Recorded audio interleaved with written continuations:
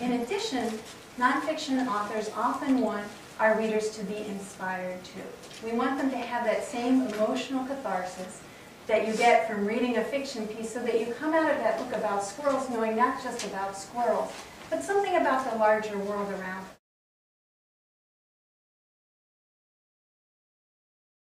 And when we're reading a book about people, the psychic distance is shorter.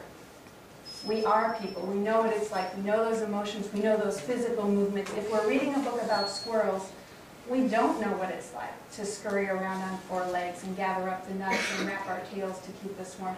It's a much greater distance for us to jump. And sometimes we might be reading about things that are not even sentient.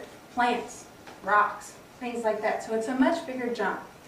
So I think a very common response for writers to this would be to swear. I don't know if any of you have tried that.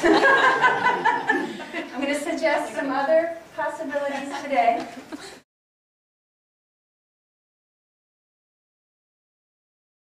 And as writers, it's our job, just like we work on the craft of words and using that commonality that's out there in the world as a way to create the bridge, it's our job to use the curiosity. Everybody wants to know about this stuff, but not everybody has the time and the resources to find out the answers to those questions.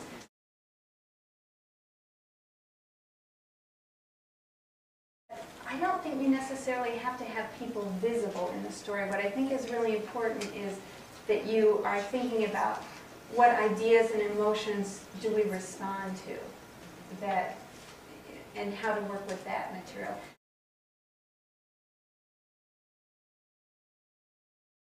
It's important in nonfiction that you're giving reader energy at the end of the book. If this book is their introduction to a topic, you don't want that to be the end of the journey. You want this book to be kind of sending them out into the world with energy.